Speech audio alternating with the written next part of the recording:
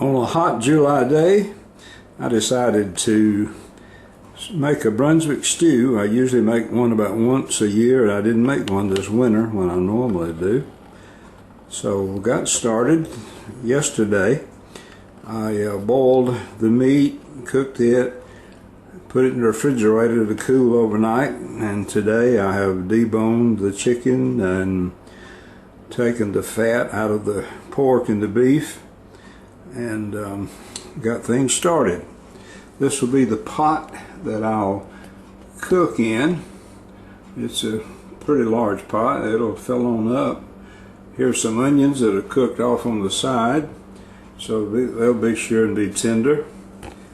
And then this is the meat from 2 fryers. It was 2 5-pound fryers, whole fryer.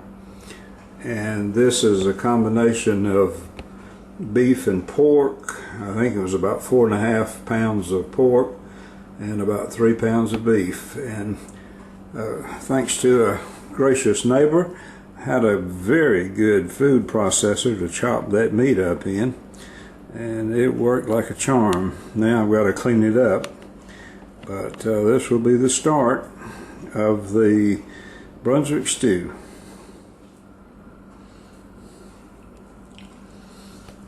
And again, as I said, this is the pot that I will mix them in.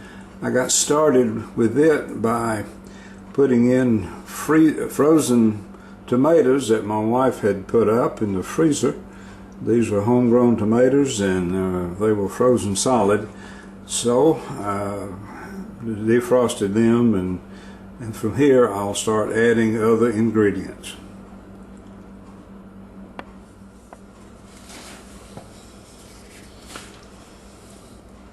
And now, a few hours later, after dicing potatoes,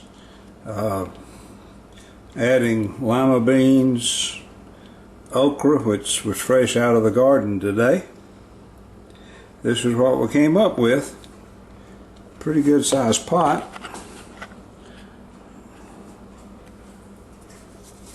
Takes a lot of stirring to keep it from sticking. And this handy homemade paddle that I made out of some thin wood comes in handy. And this will be good for supper tonight, and especially in the winter time. I like it on a cool winter night, but this will be a hot summer night.